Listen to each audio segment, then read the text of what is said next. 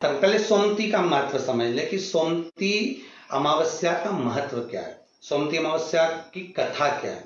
महाराज अगर हम जाने तो उसके अनुसार सोमती अमावस्या के अनुसार एक ब्राह्मण परिवार था और बड़ा आनंद में रहने वाला, बड़ा सुख में रहने वाला, भगवत चर्चा करने वाला और भगवत स्मरण करने वाला और भगवत स्मरण में सदा रमने वाला, दिन प्रति भगवान शिव की आराधना करना, दिन प्रति भगवान शंकर का स्मरण करना, दिन प्रति भगवान शंकर की चर्चा करना, भगवत स्मरण करते रहना। इनकी एक पुत्री थी, ब्राह्मणों की कन्या थी। उस कन्या का शिव महापुराण में सुंदर भाव वर्णन किया गया है उमाखंड के अंदर कि इस कन्या का विवाह योग नहीं था। इस कन्या के भाग्य में, रेखा में, हस्त रेखा में, मस्तिष्क रेखा में, चरण रेखा में कहीं भी इस कन्या का विवाह योग नहीं था। ब्राह्मण सेवा में लीन रहते, भगवान शंकर के मंदिर जाते, आराधना करते, देवी की अर्चना करते, भगवत भजन करते, कीर्तन करते, शिव अर्चना करते। एक बार श्रावण के महीने में ही क्या हम कहें कि विचरण करते करते श्रावण का महीना लग गया था और ये शिव के मंदिर से आए और अपने घर में विराजमान थे। ब्राह्मण परिवार अपनी बेटी को लेकर आए, शिव मंदिर से आराधना कर कर, पूजन कर कर, जल चढ़ाकर, अभिषेक कर कर जब घर पर आए हैं, बैठे, कुछ ब्राह्मणों ने आवाज लगाई, कुछ संतों ने आवाज लगाई, भिक्षाम दे, हमको भूख लग रही है। संतों ने जब आवाज लगाई, ब्राह्मणों के घर में से कन्या बाहर निकल कर आई और कन्या ने बाहर निकल कर आकर कहा, संतों आप हमारे घर में प्रवेश करिए, आइए। आसन दिया, बिठाया, बिठाकर निवेदन किया, संतों हम आपके लिए क्या सेवा कर सकते हैं। ब्राह्मण और ब्राह्मणी आए, निवेदन करा, नमन करा, प्रणाम करा। संतों ने कहा हमें बहुत भूख लगी है, यदि कुछ भोजन प्राप्त हो जाए तो हम आगे के लिए रास्ता बना लें और हम चले जाओ। ब्राह्मण ब्राह्मणी ने पुत्री से कहकर भोजन सिद्ध किया, सभी ने मिलकर भोजन बनाया, संतों को भोजन कराया। जाते हुए संत जाने लगे। ब्राह्मण ब्राह्मणी को देखकर यथा योग्य आशीर्वाद दिया। आशीर्वाद देने पर ब्राह्मणों ने एक निवेदन करा, ब्राह्मण ब्राह्मणी ने निवेदन करा कि हमारा केवल इतना सा निवेदन है गुरुदेव, संत देव, हमारी बेटी का विवाह नहीं हुआ, इसका योग नहीं बनता, इसका संबंध नहीं हो रहा, हमारी बेटी का विवाह करने। संतों ने उसी समय पर कन्या के हस्तकमल को जब देखा, कन्या के हस्तकमल को देखकर कहा कि इस बेटी के भाग्य में तो विवाह का योग ही नहीं है, इसका संबंध नहीं होगा, और मान लो यदि इसका संबंध हो गया, इसका विवाह हो गया, तो इसका पति जीवित नहीं रह सकता। इतने कठिन योग इसके हैं और इसका संबंध नहीं है। ब्राह्मणों ने निवेदन करा, कुंवारी बेटी घर में बैठी रही, यह कहाँ तक सिद्धता है महाराज, कुछ कृपा करिए। संतों ने कहा बस एक काम हो सकता है, एक शिव भक्तन, शंकर की भक्तन, शिव की आराधना करने वाली एक सोना धोवन है। वो सोना धोवन जिसका नाम है सोना और धोबी का काम करती है, कपड़े धोने के लिए जाती है, वस्त्र आदि धोती है और भगवान शंकर का भजन करती है। नित्य प्रति का नियम है उसका, शिव मंदिर में जाना, शंकर की आराधना करना, शंकर को जल चढ़ाना, समर्पित कर कर शिव मंदिर में पोछा लगाना, झाड़ू लगाना, बुआरी लगाना और शिव मंदिर को सुगंधित पुष्पों से सजा देना, सोना धोवन का एक नियम था। पूरे परिवार में शिव चर्चा करती थी, भगवान की आराधना में डूबी रहती थी सोना धोवन। संतों ने कहा यदि ये आपकी बेटी, आप ब्राह्मण तो हैं, ब्राह्मण कुल में जन्म लिया है आपने, पर आपकी बेटी जो शिव का भक्त है, सोना धोवन जो शिव की आराधना करने वाली है, हमारे यहाँ कितना सुंदर कहा कि दासों के भी दास यदि हम बन जाए, हम दासों के भी अगर दास बन गए, हम भगवान शंकर की सेवा करने वाले की ही केवल सेवा कर लिए।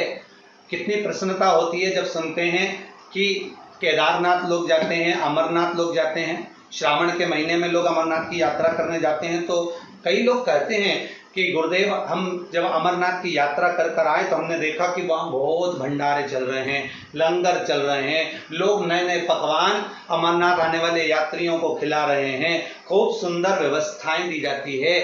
तो यहाँ तो शास्त्र कह रहा है कि शंकर के दरवाजे की चौखट पर भी यदि कोई सेवा कर रहा है, बुआरी काट रहा है, कोई शिव के मंदिर की आराधना कर रहा है, यदि हमने उसकी भी सेवा कर दी और वो निस्वार्थ भाव से सेवा कर रहा है और उसकी भी यदि हमने सेवा कर दी तो शंकर प्रसन्न हो जाते हैं। तो संत कह रहे हैं अगर आप ब्राह्मण की पत्नी से कहा कि अगर आपकी पुत्री ये ब्राह्मण कन्या सोना धोवन के यहाँ जाकर अगर सोना धोवन की थोड़ी सी सेवा कर ले,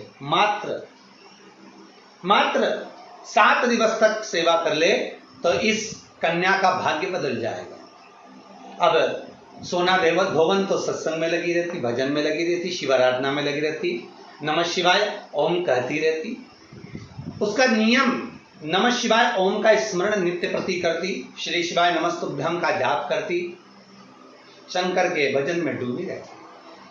कन्या को मालूम पड़ा, माता पिता ने कहा बेटा सोना धोवन है, ब्राह्मण कुल में तुम्हारा जन्म हुआ है, तुम जाकर सेवा करो। हम भी कहते हैं, मना नहीं है, पर जगत क्या कहेगा। बेटी कहती है माँ यदि संत के मुख से निकली हुई वाणी सिद्ध होती है तो मुझे सेवा करने में क्या दिक्कत है, मैं सेवा करने को तैयार हूँ। अब बेटी प्रातः में जल्दी उठ जाती और ब्राह्मण कन्या उठकर तुरंत सोना धोवन के घर पहुंच जाती। सोना धोवन की एक बहू और बेटा थे, सोना धोवन का पति था घर में। ये सब उठे उससे पहले ये घर में प्रवेश कर कर झाड़ू लगाकर, पोछा लगाकर, वस्त्र आदि धोकर और ब्राह्मण कन्या पूरे घर की बुआरी कर कर, दीप प्रज्वलित कर कर, सोना धोवन के दरवाजे पर दीप लगाकर और आ जाती। अब सोना धोवन 4 दिन 3 दिन निकले और 3-4 दिन निकलने पर बहू से कहा बेटा तो इतनी जल्दी जग जाती है, सारी सेवा करके पूरे घर का सफाई कर देती है, मुझे मौका ही नहीं देती आजकल। बहू बोली माँ मुझे तो लगा कि आप सुबह जल्दी उठते होगे। तो माँ को लगा कि बहू उठती है, बहू को लगा कि सास उठती है। दोनों ने विचार करा कि फिर अपने घर में आकर इतनी सेवा कर कर, झाड़ू आदि बुआरी आदि कौन कर कर जा रहा, देखे तो सही। कौन कलश भर कर जाता है जल का शंकर जी के लिए, कौन फूल रख कर जाता है शिव जी के लिए, कौन बेलपत्र रख कर जाता है शिव जी के लिए, कौन इतनी सामग्री जुटा कर जाता है शंकर जी के लिए, कौन चंदन घिस कर जाता है शिव जी के लिए, मुझे देखना है। अब बहू और सास एक बार दोनों ने उठकर प्रातः में जल्दी देखा, ब्राह्मण कन्या सुबह आई, बुआरी झाड़ू लगा रही थी, चंदन आदि घिस रही थी और सोना धोवन ने उसको देख लिया, देखकर उसके चरणों में गिर गई। सोना धोवन उस ब्राह्मण कन्या के चरण में गिरी, प्रणाम किया, नमन किया। बेटा आप ब्राह्मण कुल की बेटी हो, आप मेरे घर में बुआरी काट रही हो, मुझे दोष लगेगा, आप ये क्या कर रही हो, आपसे निवेदन है आप ऐसा ना करिए, मुझे दोष लगेगा, मैं शिव की आराधना करती हूँ। कन्या ने हाथ जोड़कर निवेदन करा सोना धोवन से, माता जी मेरे हस्त कमल में, मेरे भाग्य में पति का सुख नहीं है, मेरे भाग्य में विवाह नहीं है, पर मुझे संत ने कहा है यदि शिव भक्तन सोना धोवन के अगर केवल सेवा ही मिल गई तो उससे तुम्हारा भाग्य खुल जाएगा, उससे तुम्हारे हस्त कमल में विवाह योग आ जाएगा। आप कृपा करिए, मेरे पिताजी ने जो वर ढूंढा है उससे मेरे पिताजी विवाह करना चाहते हैं, पर मेरे भाग्य में लिखा है कि विवाह के बाद भी मेरा सौभाग्य समाप्त हो जाएगा, आप कुछ कृपा करेंगी? क्यों नहीं, अगर मेरे द्वारा आपका हित होता है तो हित करने में क्या दिक्कत है, अपने माध्यम से अगर किसी का भला हो रहा है जरूर हो। सोना धोवन ने कहा आपके विवाह में मैं पहुंचूंगी और अपना सौभाग्य आपको प्रदान करूंगी। संत ने कहा था मां कि सोना धोवन के मस्तक का सिंदूर यदि तेरे मस्तक पर आ जाएगा तो तेरा बाल भी बांका नहीं होगा। मां ऐसी कृपा करिए, मेरा सौभाग्य बना दीजिए। जिस दिन कन्या का विवाह था उसके प्रथम में वर कन्या की मांग में सिंदूर भरे, उससे पहले सोना धोवन पहुंच गई। जैसे ही सोना धोवन ने अपनी मांग का सिंदूर निकालकर जैसे ही उसी पल कन्या के मस्तक पर दिया, कन्या के मस्तक पर देते ही सोना धोवन का जो पति था, एक जगह पर बैठा हुआ था, उसका पति के प्राण निकल गए, क्योंकि सोना धोवन को लग गया था। सोना धोवन ने जाते जाते अपनी बहू से कह दिया था, ससुर का ध्यान रखना। प्राण निकलते से ही, जैसे ही मांग में सिंदूर दिया, सोना धोवन का मांग का सिंदूर जैसे ही हटा, हटते से ही सोना धोवन को ज्ञात हो गया कि आज मुझे लगता है कि मेरा पति नहीं रहा। नैनों से नीर बहा। सोमवती अमावस्या का दिन था, जिस दिन उस ब्राह्मण की कन्या का विवाह हुआ था। धोवन सिंदूर देकर आ रही थी। धोवन का नियम था, शिव की आराधना कर कर सोमवती की फेरी लगाती थी। आज वही सोमवती अमावस्या पड़ गई, और सोमवती अमावस्या पड़ी तो जब घर से चली तो हाथ में कोई वस्तु नहीं थी। सोमवती अमावस्या के दिन पीपल के वृक्ष की फेरी जो लगाई जाती है वो खाली नहीं लगाई जाती। चाहे कच्चे सूत से लगाओ, चाहे 108 आप हल्दी की गठान रख लो, चाहे आप कमलगट्टा रख लो, चाहे आप सिंदूर की डब्बी रख लो, चाहे आप दाग चिरौंजी रख लो, पर 108 वस्तु होना जरूरी है। सोना धोवन के हाथ में कुछ भी नहीं था। पीपल के वृक्ष को देखा, सोमवती अमावस्या है और मेरा नियम है, मैं सोमवती अमावस्या को 108 फेरी देती हूँ अखंड सौभाग्य के लिए। लगा, उधर पति तो चला गया था। सोना धोवन ने एक ईंट पड़ी हुई थी, ईंट के 108 टुकड़े कर लिए, और ईंट के 108 टुकड़े कर सोना धोवन ने पीपल के वृक्ष के नीचे पहुंचकर, पीपल देव में जिसमें 52,000 ब्राह्मणों का वासा होता है, जिस पीपल में सारी सिद्धियां प्राप्त होती है, जिस पीपल में स्वयं लक्ष्मी नारायण के साथ निवास करती है, जिस पीपल में स्वयं सूर्यदेव शनि महाराज और यमराज को विराजमान करते हैं, उस पीपल में जिसमें ब्रह्मा विष्णु शिव सदा निवास करते हैं, ऐसे पीपल की जब फेरी लगाना सोना धोवन ने चालू करी तो महाराज शिव महापुराण की कथा कहती है, सुंदर नर्मदा पुराण की कथा कहती है, 108 ईंट की खोड़ से, ईंट के टुकड़े से जब सोना धोवन की फेरी पूर्ण हुई, जैसी पूर्ण होती है, सोना धोवन अपना पल्लू पसार के प्रणाम जैसी करती है, पीपल के वृक्ष पर जो सिंदूर लगा था सोना धोवन ने जैसे अपनी मांग में भरा, वैसे उसका पति वापस जीवित हो गया, वापस जीवित हो गया। सोमवती अमावस्या का फल ही यही है कि जिन वर कन्या का विवाह नहीं होता, जिन लड़का लड़की का विवाह नहीं होता, जिन पति पत्नी में आपसी में टकरार चल रहा हो, अदालत तक बात पहुंच गई हो, जिस घर में शांति नहीं रह रही हो, आपस में क्लेशवाड़ा मचा हो, ऐसी हो गया मन में कि अब ये तनाव बहुत बढ़ गया है, संबंध टूट जाएगा, तो निवेदन है सोमवती अमावस्या के दिन आप भी सोमवती अमावस्या के दिन पीपल के वृक्ष के नीचे जाकर उस पीपल की पूजन कर कर उस पे कुंकु सिंदूर चंदन समर्पित कर कर कच्चे सूत से 7 परिक्रमा करिए। 7 बने तो 7, वैसे तो 108 लगाओगे तो आपके जीवन में सुखता आएगी। और ये वो सोमवती अमावस्या पड़ रही है जिसको सोम पुष्प कहा जा रहा है, पुष्य नक्षत्र पड़ रहा है, और ऐसे श्रावण के अंतर्गत पड़ रही जिसमें 2 शनि प्रदोष है, जो स्वयं भगवान शंकर के लिए शुभ है। आप 108 फेरी लगाएं, चाहे दाने से लगाएं, चिरौंजी से लगाएं, जिससे भी लगाएं, पीपल की पूजन करें, जल अर्चना करें। इतना निवेदन करता हूं कि आपके घर में अशांति नहीं हो सकती, परिवार में प्रेम जरूर बढ़ेगा।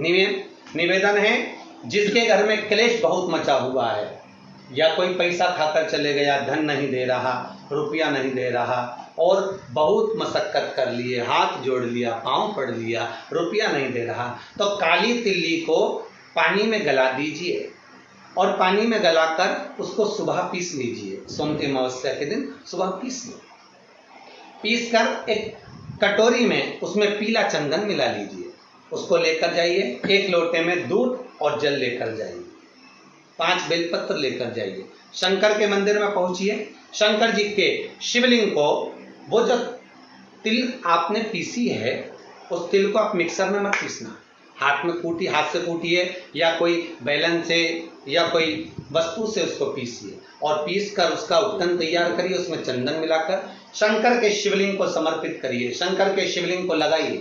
केवल शिवलिंग को ही नहीं, भगवान शंकर की संपूर्ण जलाधारी पर, जहां शंकर भगवान की बेटी अशोक सुंदरी है, कार्तिकेय जी हैं, गणेश जी हैं, उस पूरे जलाधारी में जहाँ पार्वती मैया भी विराजमान है, पूरी जलाधारी को समर्पित करिए।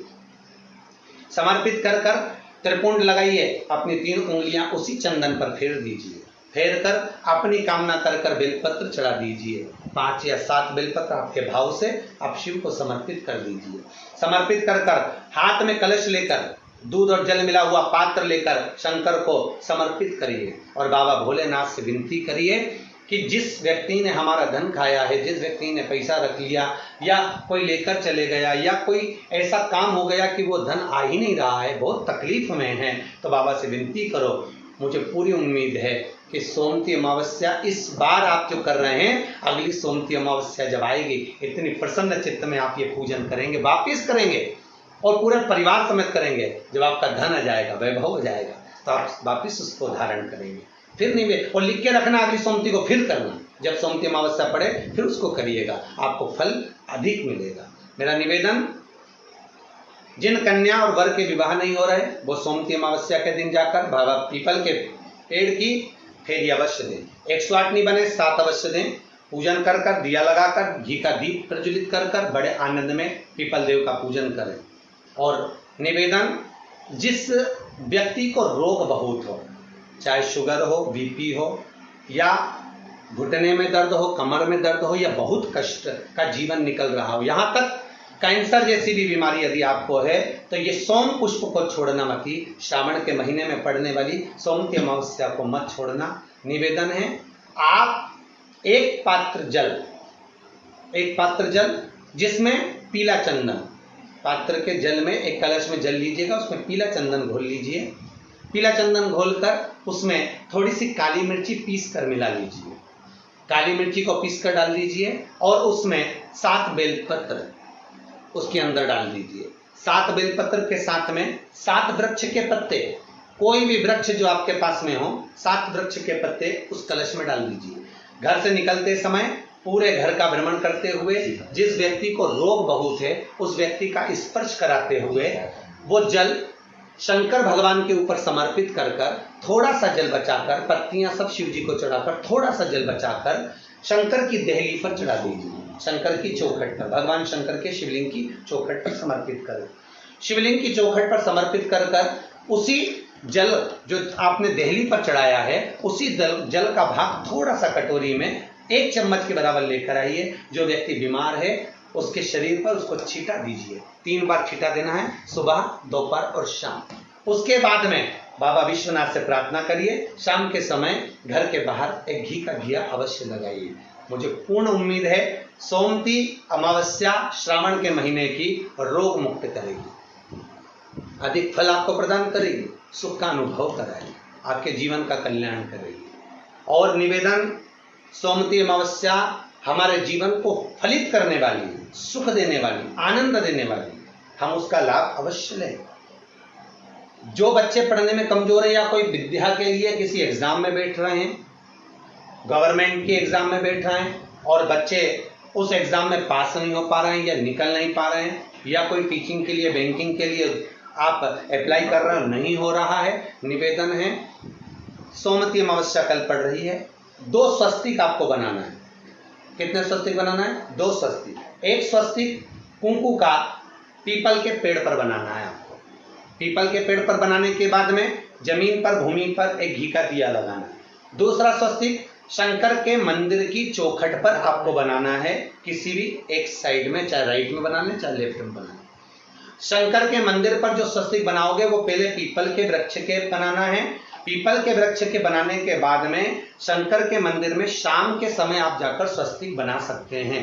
दोपहर से लेकर शाम तक कभी भी स्वस्तिक बनाएं और एक घी का दिया वहां रखा है। बस इतना याद रखना, पीपल के पेड़ के नीचे जो स्वस्तिक बनाओगे वहां जो घी का दिया लगेगा उसमें गोल बत्ती लगेगी, फूल बत्ती लगेगी। शिव मंदिर की चौखट पर जो दिया लगाओगे उसमें 2 बत्ती लगेगी, लंबी वाली, लंबी बत्ती 2 लगेगी घी की। वो बत्ती आपको शंकर के मंदिर पे दिया कहाँ रखना है? जहां स्वस्तिक बनाओगे उसी के ऊपर 2 बत्ती का दिया लगाओगे। उस समय पर दिए का जो बत्ती है उसका मुख अपनी ओर होना चाहिए और भगवान शंकर की चौखट पर प्रणाम कर कर, निवेदन कर कर, नमन कर कर आप आइए। आपके जीवन में सफलता प्राप्त होगी। आप जिस चीज की कोचिंग कर रहे हो, जिस चीज में उतरना चाहते हो, आपको वह फल प्राप्त होगा। सभी